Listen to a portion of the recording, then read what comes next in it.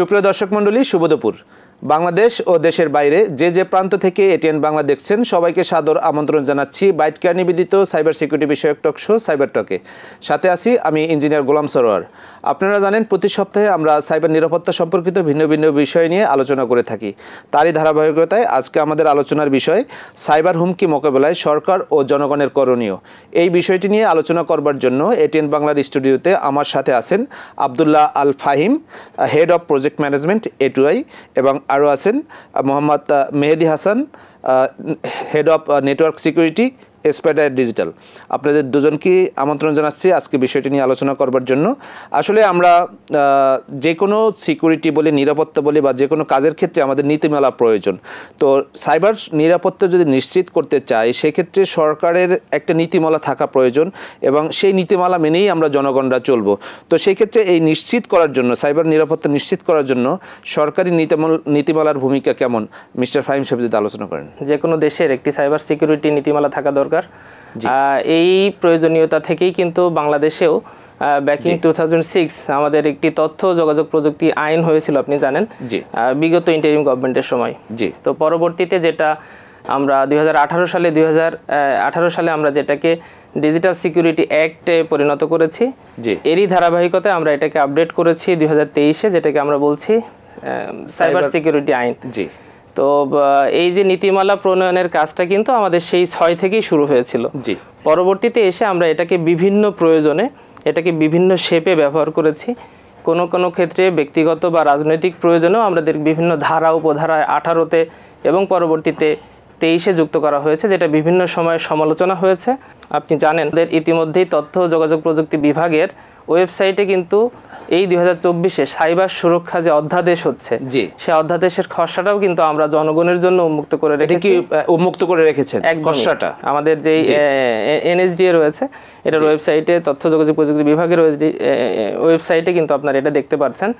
তো এই জায়গাটাতে কিন্তু বর্তমানে যে পূর্ববর্তী সময়গুলোতে 18-র যেই 3-4টা ধারা, 23-এর যে ধারাগুলোতে সমালোচনা হয়েছে, যেই ধারাগুলোর মাধ্যমে মত প্রকাশের স্বাধীনতাকে হরণ করা হয়েছে, বিভিন্ন সময় সাংবাদিকদের প্রতিও যেই জায়গাগুলোতে ব্যক্তিগত আক্রোশের বশবর্তী হয়ে তাদেরকে গ্রেপ্তার করা হয়েছে, বিভিন্ন কাজ হয়েছে, আপনি জানেন এই সাইবার সিকিউরিটি নিয়ে বিভিন্ন সমালোচনা আছে।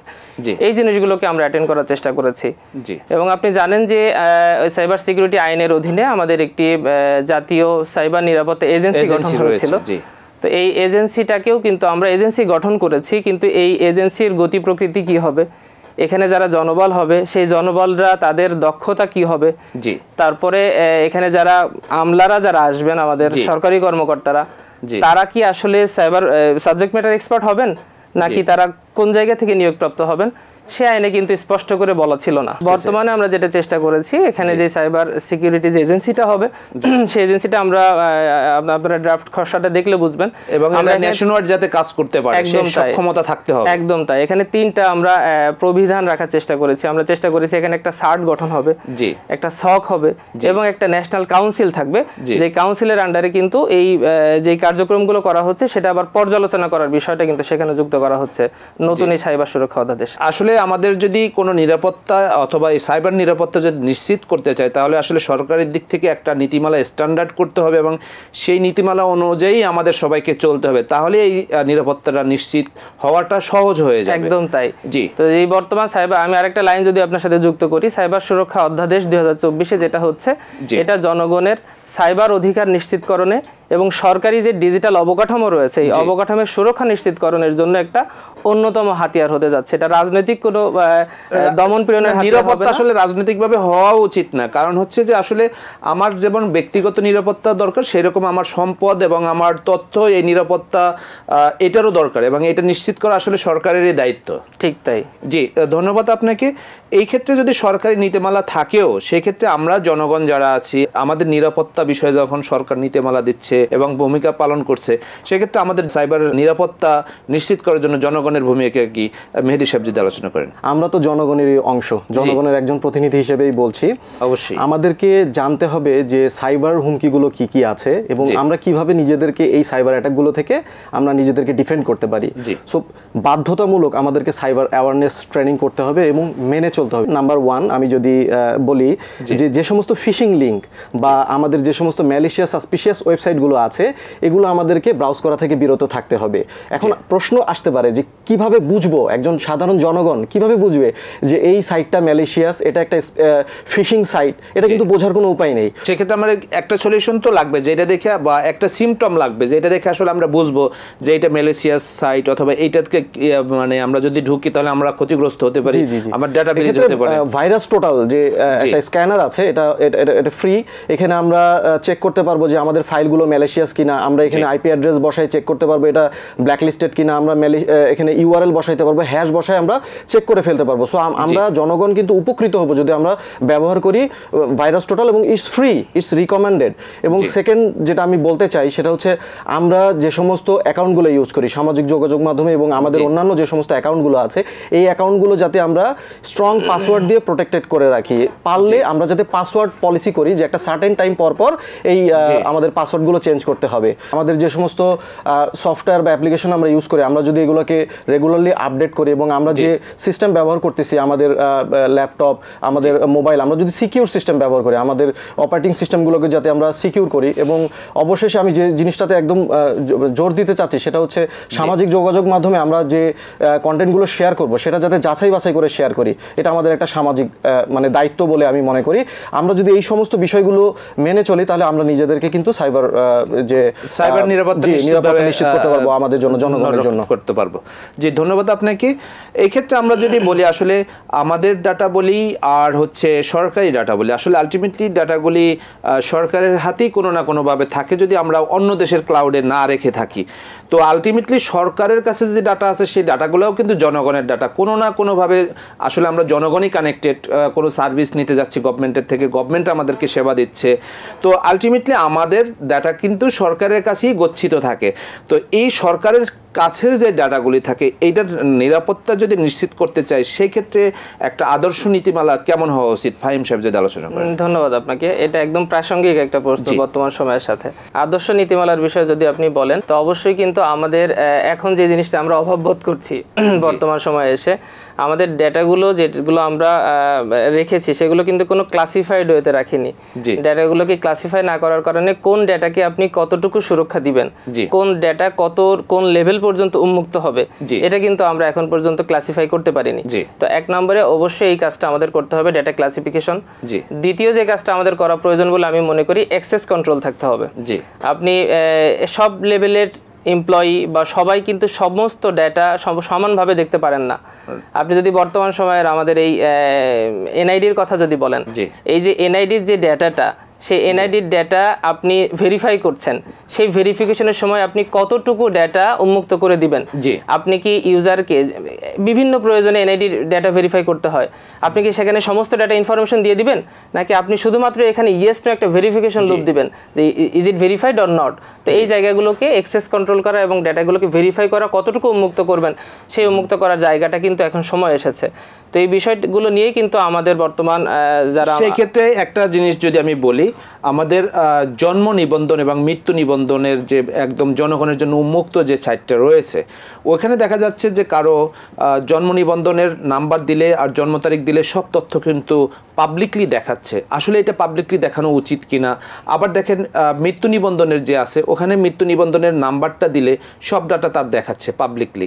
তো ইভেন এভাবে হচ্ছে ন্যাশনাল আইডির যেই নাম্বারটা আছে সেটা এপি এর মাধ্যমে অন্য প্রতিষ্ঠানকে অ্যাক্সেস দিতে হচ্ছে। তো দেখা যাচ্ছে যে ন্যাশনাল আইডি যারা মেনটেন করে তারা ডাটা পাবলিক করছে না, কিন্তু সে এপিআই যাদেরকে দিচ্ছে তারা কিন্তু ডাটা পাবলিক করে দিচ্ছে। আসলে এই ডাটাগুলো যদি পাবলিক হয় সেটাও কিন্তু আমাদের জন্য ভালনারেবল। আসলে ডেটা অথবা তথ্য যে ইন্টারনেটের যুগে অথবা ডিজিটাল যুগে আসছে এমনটা কিন্তু নয়। এই তথ্য সুরক্ষা কিন্তু এই অ্যানালগ যুগেও ছিল, তখনও কিন্তু তথ্য সুরক্ষা এবং তথ্য অধিকারের বিষয়টা ছিল, যে কতটুকু ডাটা পাবলিকলি জানতে পারবে, পাবলিক জানতে পারবে, এটা কিন্তু তখনও ছিল। তাহলে ডিজিটালে আসার পরে সব পাবলিক হয়ে গেল কেন? ডিজিটালে আসার পর আমরা কিন্তু স্পষ্ট কোনো নীতিমালা আমরা যে এই আইনগুলোর কথা বলেছি, কিন্তু সেই আইনের কোনো জায়গাতে আমরা বাড়িত করিনি। আপনি যেটা বললেন যে এনআইডি ডেটা বলেন, জন্মমৃত্যু নিবন্ধনের ডেটা বলেন, সব দেখাবে কিনা, হ্যাঁ সব দেখাতে হবে, কিন্তু কোন লেভেল পর্যন্ত আপনি সব ডেটা দেখাবেন? আপনি একজন পাবলিক ইউজার যিনি একদম জাস্ট উইদাউট লগ ইন যিনি দেখছেন, তিনিও সব ডেটা দেখে ফেলবেন, নাকি শুধুমাত্র একটি কনসার্ন ডেস্কে যিনি আপনাকে পাসপোর্টের সেবা দিচ্ছে বা অন্যান্য সেবাগুলো দিচ্ছে সেই সেবা দাতার ডেস্কগুলোতে আপনি সমস্ত ডেটা দেখাবেন? এই জায়গাটাতে আমাদের পলিসি নিয়ে অবশ্যই কাজ করতে হচ্ছে। আমরা ইতিমধ্যেই আইসিটি বিভাগ থেকে এগুলো নিয়ে ডেটা শেয়ারিং পলিসি কি হবে নীতিমালার মধ্যে আমরা এগুলো ইনক্লুড করার জন্য ইতিমধ্যেই কাজ শুরু করেছি। তার মানে এই ক্ষেত্রে আমাদের ডেটা সুরক্ষা পলিসি এবং ডেটা প্রাইভেসি পলিসি খুব মোর ইম্পর্টেন্ট, এবং এর পাশাপাশি আসলে কোন ডাটা কতটুকুকে অ্যাক্সেস করতে পারবে, অ্যাক্সেস কন্ট্রোলটা আসলে মোর ইম্পর্টেন্ট মনে হচ্ছে। ধন্যবাদ আপনাকে। এই ক্ষেত্রে একটা প্রতিষ্ঠানের কথা যদি বলি, বেসরকারি প্রতিষ্ঠান হোক বা সরকারি প্রতিষ্ঠান হোক, এটা যদি গভর্নমেন্ট লেভেলে পাবলিক সার্ভিস দেওয়ার জন্য এখন একটা প্রতিষ্ঠানের ডেটা সুরক্ষার জন্য সেটার আসলে কীরকম নীতিমালা হওয়া উচিত, মেহেদী সাহেব যদি আলোচনা করেন। আমাদের দক্ষ জনশক্তি গড়ে তুলতে হবে, সবার আগে ল্যাকিং হচ্ছে এই জায়গায়। আমরা যদি দক্ষ জনশক্তি গড়ে তুলতে পারি তাহলে এই দক্ষ জনশক্তি কিন্তু আমাদেরকে বিভিন্ন যে সাইবার অ্যাটাকগুলো আছে এখান থেকে কিন্তু আমাদের অর্গানাইজেশনের ডিজিটাল অ্যাসেটগুলোকে তারা প্রোটেক্ট করতে পারবে, এবং তারা কিন্তু আমাদের অর্গানাইজেশনকেও রিপ্রেজেন্ট করে, রাইট? সো এক্ষেত্রে তথ্য সুরক্ষা যেটা আপনি বলতে চাইলেন, এই তথ্য সুরক্ষার জন্য কিছু ইনিশিয়েটিভ তো আমাদের নেওয়া উচিত। আমাদের কিছু নীতিমালা এখানে হয়তো আছে, হয়তো এক্সিকিউশন বা নিতে হবে আমাদেরকে।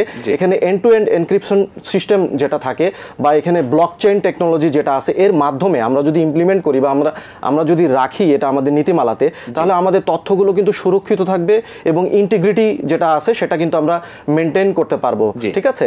তো আমি আরেকটা বিষয় যে জিনিসটা আমি আলোচনা করতে যাচ্ছি যে প্রিভিলেজ অ্যাক্সেস ম্যানেজমেন্ট। হ্যাঁ, কার কতটুকু প্রিভিলেজ থাকবে আমাদের অর্গানাইজেশনের যে সফটওয়্যারগুলো আছে এবং যে ডিভাইসেসগুলো আছে, নেটওয়ার্কিং ডিভাইসেস, এখানে ইউজার লেভেলে হোক বা ডিপার্টমেন্ট ওয়াইজ হোক, এই সিস্টেমগুলো ইউজ করার জন্য কার কতটুকু প্রিভিলেজ লাগবে, এই প্রিভিলেজটা আমরা স্ট্রংলি হ্যান্ডেল করতে হবে। এবং same as network access control, অর্থাৎ ইন্টার ডিপার্টমেন্ট হোক অথবা ইউজার লেভেলে হোক, ইন্ট্রানেট এবং ইন্টারনেট অ্যাক্সেসের ক্ষেত্রে কার কতটুকু অ্যাক্সেস থাকবে এটাও কিন্তু আমাদের এনশিওর করতে হবে, পলিসিতে থাকতে হবে।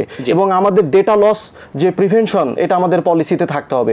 আপনি যেটা একটু আগে বলেছেন ওইটা যদি আমি একটু বলি আমার মতো করে, যে আমি কোয়েরি করতেছি একটা, কিন্তু ডেটা চলে আসতেছে অনেকগুলো অন্যরকম। সো আমাদের কিন্তু স্পেসিফিক ডেটা শেয়ার করতে হবে, স্পেসিফিক কোয়েরির জন্য স্পেসিফিক আউটপুট আসতে হবে। আমার মনে হয় যে এক্ষেত্রে নীতিমালার থেকে গুরুত্বপূর্ণ হচ্ছে যে আমাদের সফটওয়্যারগুলোতে বা সিস্টেমগুলোতে কি বাগ আছে, এই বিষয়টা আমাদেরকে চেক করতে হবে এবং আমাদেরকে এই জিনিসগুলো আমাদেরকে সলভ করতে হবে। আমাদের একটা সফটওয়্যারে অথবা আমাদের প্রতিষ্ঠানে আইসিটির ক্ষেত্রে যে ভালনারেবিলিটিগুলি আছে সেগুলি অ্যাসেস করতে হবে এবং সেটাকে প্রোটেক্ট করতে হবে। আফটার দ্যাট যদি আমরা বলি, আসলে প্রত্যেকটা প্রতিষ্ঠানেই আলাদা ডেটা পলিসি এবং ইউজার পলিসি থাকতে হবে, এটা মাস্ট বি থাকতে হবে। আদারওয়াইজ আসলে ডেটা প্রাইভেসি রক্ষা করা সম্ভব এবং ডাটা সুরক্ষা দেওয়া মোটেই সম্ভব বলে মনে হচ্ছে না। আমি যদি একটু মেহেদী সাহেবের সাথে অ্যাড করি, দেখেন আমাদের ইন্ডাস্ট্রিগুলোতে এই প্র্যাকটিসটা এখন হচ্ছে বা কোনো কোনো ক্ষেত্রে অফিসগুলোতে হচ্ছে। যদি কোনো ইন্ডাস্ট্রি, কোনো প্রতিষ্ঠান যদি সাইবার অ্যাটাকের শিকার হয়, তো আমাদের মধ্যে একটা গোপন করার প্রবণতা আছে। আমরা চিন্তা করছি এটা যদি আমি হাইড করি ট্রাস্ট নষ্ট হতে পারে, এজন্য আমি বলছি না, তাতে কি হচ্ছে আমি আরো বেশি বিপদে পড়ছি, আমি কিন্তু খুব দ্রুত সেটা রিকভার করতে পারছি না। এই জায়গাটাতে কিন্তু আমাদের তথ্য যোগাযোগ প্রযুক্তি বিভাগের একটা প্রতিষ্ঠান আছে, মেহেদী সাহেব আপনিও জানবেন, বিজিডি ইগভ সার্ট। তো এই বিজিডি ইগভ সার্টকে স্ট্রেনথেন করার জন্য কিন্তু আমাদের বর্তমান জনবান্ধব সরকার ইতিমধ্যেই কার্যক্রম গ্রহণ করেছে। তো আপনারা এই ধরনের, যদি আমি দর্শকদেরকে বলবো, বিভিন্ন ইন্ডাস্ট্রিয়াস আছেন আপনারা, এই ধরনের অসুবিধায় যখনই পড়বেন তখনই সেটা নিজের মধ্যে গোপন না করে অবশ্যই আপনি এক্সপার্টদেরকে, ইন্ডাস্ট্রি এক্সপার্টদেরকে, এট দ্য সেম টাইমে আপনি সরকারি যে প্রতিষ্ঠান রয়েছে সেখানে যদি আপনারা এগুলো অবগত করেন, তাহলে খুব দ্রুত আপনি নিজেও যেমন নিস্তার পেতে পারেন, আমারও উপকার হতে পারে, অ্যাওয়ারনেস সৃষ্টি হতে পারে। এই ক্ষেত্রে আবার একটা বড় চ্যালেঞ্জ হলো যে আমি আমার তথ্যটা আপনার গোপন রাখতে হবে, যেহেতু আমি আমার ইনসিডেন্টের শিকার হচ্ছি, আমি আমার পাবলিক ট্রাস্ট নষ্ট হয়ে যেতে পারে বলে আমি শেয়ার করছি না। তো আপনি যেন গভর্নমেন্টের অথবা যারাই যেখানে আছে আমার এই ইনসিডেন্ট নিয়ে যাতে টিজ না করে, এটা কিন্তু হচ্ছে আমাদের একটা প্রবণতা যে আপনার কাছে এই একটা ইনফরমেশন গেছে সেটা নিয়ে কিন্তু আপনি টিজ করতেছেন, এই ভয়ে কিন্তু আমি আপনার সাথে কমিউনিকেট করতে পারছি না। এই জায়গাটাতেও আমাদের উত্তরণ পূরণ হতে হবে, এটা এনশিওর করার দায়িত্ব কিন্তু গভর্নমেন্টের। আমাদের সার্ট কিন্তু ইতিমধ্যে এগুলো করে থাকে। জি, সুপ্রিয় দর্শক মণ্ডলী, আমরা নিয়ে নিচ্ছি ছোট্ট একটি বিরতি। বিরতির পরে আবারও আলোচনায় ফিরবো। আশা করি সে পর্যন্ত সঙ্গী থাকবে। আসলে আমাদের এই যে ডিজিটাল সিস্টেমটাকে যে আমরা আসলে আস্থা হারিয়ে ফেলছি কিনা, এবং বিশেষ করে ডিজিটাল ট্রানজ্যাকশনের ক্ষেত্রে কিন্তু আমরা অনেক আস্থা হারিয়ে ফেলছি অথবা বিশ্বাস করতে পারছি না। তো এই ডিজিটাল সিস্টেমকে জনগণের আস্থা উন্নয়ন করার জন্য সরকার কি পদক্ষেপ নিতে পারে? ফাহিম সাহেব যদি বলেন। ডিজিটাল সিস্টেমে জনগণের আস্থা ফিরিয়ে আনা কিন্তু এটা বর্তমান সরকারের জন্য একটা প্রথম চ্যালেঞ্জ, বড় চ্যালেঞ্জ বলবো আমি আমাদের নিজেদের জন্য। কারণ আমরা বিভিন্ন জায়গায় ডিজিটাইজেশন করেছি, ডিজিটাল করেছি। যতটা না ডিজিটাল করেছি, আমরা এই ডিজিটাইজেশন শব্দটাকে রাজনৈতিক উদ্দেশ্য প্রণীতভাবে ব্যবহার করেছি। আমরা কি করেছি? আমরা কিন্তু ইভিএম নিয়ে এসেছি, ইলেকট্রিক ভোটিং মেশিন, যেটা একটা ডিজিটাল মেশিন। জনগণ ধরে নিয়েছিল। এটা কিন্তু অনেক সুবিধা আছে। আপনি খুব দ্রুততম সময়ে ভোট গণনা করতে পারেন, সহ নানাবিধ সুবিধা আছে। আপনি সেই সুবিধাটা ব্যবহার না করে কি করেছেন? আপনি এটাকে ইলেকশন ইঞ্জিনিয়ারিং এ কাজে লাগিয়েছেন। তো জনগণের কিন্তু এই ডিজিটাল ডিভাইসের প্রতি আস্থা নষ্ট হয়েছে। তো বর্তমানে এই জিনিসগুলো আমাদের জন্য একটা বড় চ্যালেঞ্জ। ইতিমধ্যে আমরা আইসিটি বিভাগে যে সাইবার সিকিউরিটি সেল করেছি, সেই সেল নিয়ে আমাদের ইতিমধ্যে এই বিষয় নিয়ে আলাপ হয়েছে। আমাদের 1 নম্বর কাজ হবে এখানে ডিজিটাল সাক্ষরতা বৃদ্ধি করতে হবে। আমরা আগে সাক্ষরতা অভিযান চালিয়েছি, এখন ডিজিটাল সাক্ষরতা অভিযান চালাতে হবে। জনগণের মধ্যে পাবলিক অ্যাওয়ারনেস বৃদ্ধি করতে হবে এই সাইবার সিকিউরিটির উপরে। আমাদের এটাও কিন্তু পাবলিক অ্যাওয়ারনেসই করছি আমাদের এই প্রোগ্রামের মাধ্যমে। না, থ্যাংক ইউ। এজন্য আমি আপনাকে এবং বাইট কেয়ারকেও ধন্যবাদ জানাচ্ছি। তো এই যে পাবলিক অ্যাওয়ারনেসের পাশাপাশি আরো যে কাজগুলো আমাদের করতে হবে, আমাদের স্বচ্ছতা এবং জবাবদিহিতা নিশ্চিত করতে হবে। পাবলিকের এই ট্রাস্টটা অর্জন করতে হবে যে না, তুমি গভর্নমেন্টের কাছে এই ডেটাগুলো রাখতে পারো, এটা প্রোটেক্টেড ওয়েতে থাকবে। এই জায়গাগুলো আমাদের জন্য অনেক বেশি চ্যালেঞ্জের। তো আমরা এই জিনিসগুলো নিয়ে কাজ শুরু করেছি ইতিমধ্যেই। ধন্যবাদ আপনাকে। এখানে একটা সবচেয়ে বড় গুরুত্বপূর্ণ বিষয় হচ্ছে যে ডিজিটাল মাধ্যমে আসলে একটা শেয়ার দিলে 1000, 2000, 1 লাখ লোকের কাছে একটা নিউজ পৌঁছে যাচ্ছে, একটা পোস্ট পৌঁছে যাচ্ছে। তো এই নিউজটা যদি ভুয়া হয় তাহলে অনেক জন লোক মানে এফেক্টেড হয়েছেন। তো এই ভুয়া খবর এবং সাইবারের যে প্রচারের ক্ষেত্রে কীরকম প্রভাব ফেলে এই ভুয়া খবরগুলি? এই সাইবার প্রোপাগান্ডা বা যে ফেক নিউজ, এটা আসলে একজন মানুষ বা একজন ইন্ডিভিজুয়াল যেভাবে ক্ষতিগ্রস্ত হয়, তেমনিভাবে একটি কোম্পানিও বা একটা অর্গানাইজেশনও ক্ষতিগ্রস্ত হয় সামাজিকভাবে এবং আর্থিকভাবে। কখনো কখনো বিভিন্ন ধরনের সামাজিক প্রোপাগান্ডায় সরকারও কিন্তু অস্থিতিশীল হয়ে যায়। সো এর ভয়াবহতা কিন্তু অনেক। আমরা যদি এটার সলিউশনের কথা বলি, আমরা প্রবলেমগুলো তো আমরা জানি, আমরা সলিউশনের কথা বললে আমরা brand intelligence is a solution. হ্যাঁ, এটা কি করা যায়? এই ব্র্যান্ড ইন্টেলিজেন্সের মাধ্যমে আপনি কিন্তু সোশ্যাল মিডিয়া মনিটর করতে পারবেন, আপনি কিন্তু ব্র্যান্ড মনিটরিং করতে পারবেন। ব্র্যান্ড মনিটরিং মিনস আপনার যে প্রোডাক্ট আছে, এই প্রোডাক্ট নিয়ে কি প্রোপাগান্ডা ছড়াচ্ছে এটা কিন্তু আপনি বের করে ফেলতে পারবেন। হ্যাঁ, এখানে আপনি ফিশিং ডিটেকশন করতে পারবেন, ফেক অ্যাপ্লিকেশন ডিটেকশন করতে পারবেন, এখানে আপনি ফেক যে প্রচারণা যেগুলো হচ্ছে, হ্যাঁ, এইগুলা ডিটেক্ট করতে পারবেন এবং স্প্যামিং ডিটেকশন করতে পারবেন। তো এটা তো গেল ডিটেকশন পার্ট, এর তো সলিউশন আছে। বাট এটা কিভাবে আমরা প্রিভেন্ট করব, আমরা কিভাবে এর অ্যাকশনটা নিব? সো এটাকে বলে টেক ডাউন অ্যান্ড ডিসরাপশন। হ্যাঁ, তো এখানে প্রথমে আমরা অ্যাডভাইসারি ডিসরাপশন করতে পারি, যেটা প্রতিপক্ষকে আমরা একটু বিব্রত করতে পারি। আমরা কিন্তু সোশ্যাল মিডিয়া যে প্রোফাইল আছে, ফেক প্রোফাইল, এগুলো কিন্তু টেক ডাউন করে দিতে পারি।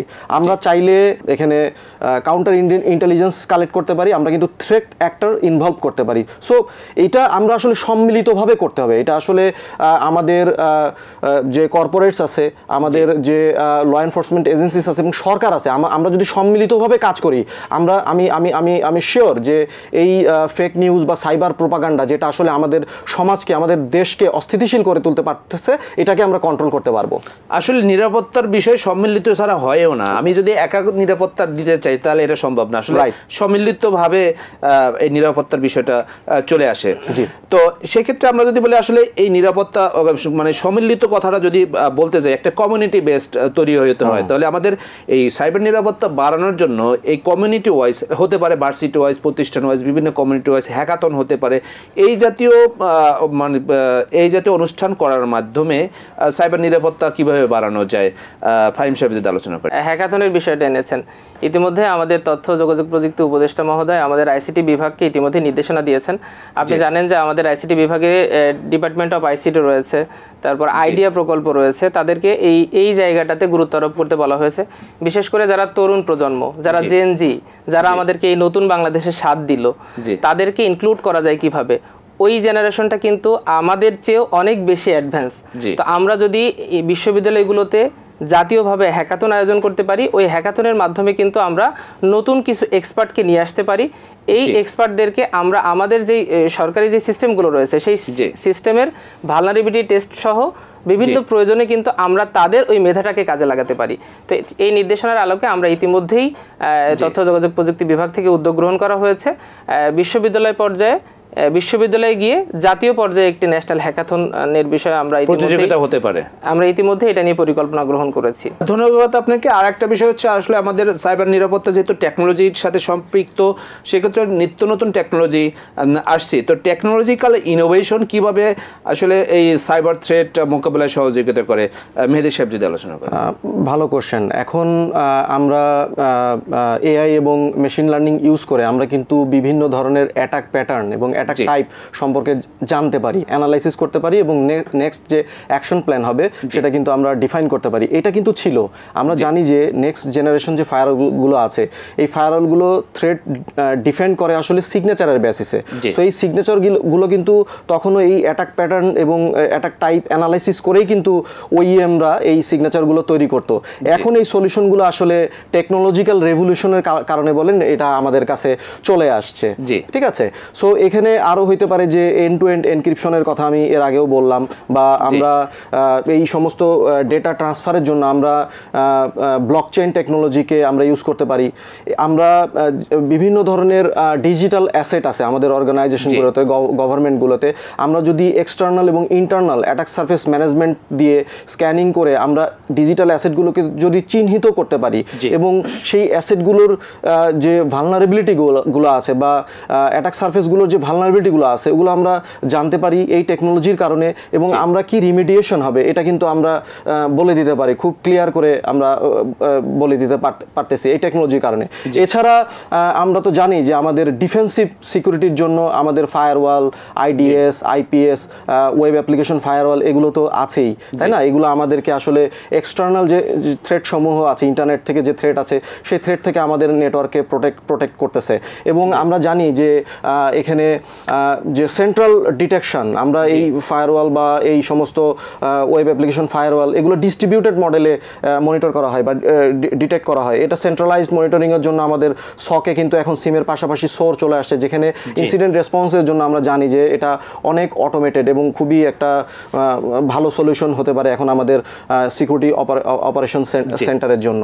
আমাদের ব্যাকআপ ডিজাস্টার রিকভারির কথা যদি বলি, আমাদের কিন্তু আগে আমাদের ডেটাগুলোকে ম্যানুয়ালি ব্যাকআপ ডিআর এর ব্যবস্থাটা ছিল না, রাইট। এখন কিন্তু আমাদের ডেটা সেন্টারগুলোতেও যেমন আমরা ডিসিডিআর মডেলে করতেছি, একইভাবে আমরা যদি আমাদের নেটওয়ার্কের যে ডেটাগুলো আছে বা আমাদের যে সার্ভারগুলো আছে সেগুলোর ব্যাকআপ আমরা ক্লাউডেও রাখতে পারি, অন প্রেমডেও রাখতে পারি, সো দ্যাট আমরা খুব কুইক যাতে একটা ডিজাস্টার রিকভারি করে ফেলতে পারি। সো টেকনোলজিক্যাল রেভলিউশনের জন্যই কিন্তু আসলে আমরা এগুলো করতে পারতেছি। আসলে টেকনোলজিক্যাল ইনোভেটিভ যদি আমরা আইডিয়া ইমপ্লিমেন্ট করতে পারি তাহলে আসলে টেকনোলজিকে সুরক্ষিত রাখা যায়, রাইট। এছাড়া তো আসলে সম্ভব না।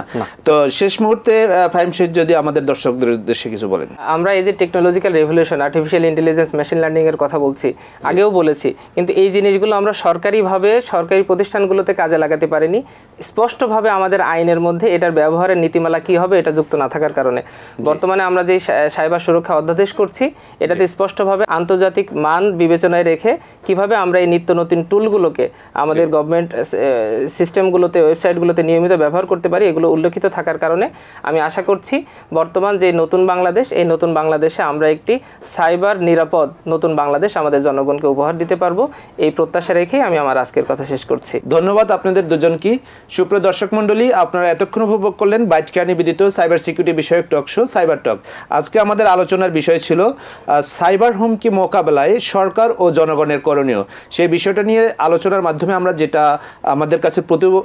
আমাদের কাছে যেটা দাঁড়ালো সেটা হচ্ছে একটা প্রতিষ্ঠানের, সেটা সরকারি হোক অথবা বেসরকারি হোক, তাদের আসলে ডেটা পলিসি থাকা উচিত এবং থাকতেই হবে, এবং সরকারের হচ্ছে একটা নীতিমালা চূড়ান্ত পর্যায়ে থাকতে হবে, এবং সেই নীতিমালা যেটাকে সাইবার নিরাপত্তা অধ্যাদেশ বলি আর অথবা আইন বলি, সেই আইনের প্রয়োগ থাকতে হবে এবং সেই অনুযায়ী আমাদেরকে মেনটেন করেই চলতে হবে, এবং এই মেনটেন করার জন্য, সেটা মানার জন্য সরকারকেই বাধ্য করতে হবে জনগণ যাতে সেটা মেনে চলে। আসলে আইনের মাধ্যমেই যদি আমরা চলতে পারি তাহলে আসলে আমরা সুরক্ষিত থাকতে পারি। আইন ছাড়া আসলে কোনো কিছুই সুরক্ষিত রাখা সম্ভব না। আসলে আমরা বিশ্বাস করি সবাই আমরা সাইবার জগতে সুরক্ষিত থাকব, সেই প্রত্যাশায় আজ এ পর্যন্তই। আবার দেখা হবে আগামী সপ্তাহে, আগামী শনিবার দুপুর 12টা 5 মিনিটে। সে পর্যন্ত সবাই ভালো থাকুন, সুস্থ থাকুন, সুরক্ষিত থাকুন। আল্লাহ হাফেজ।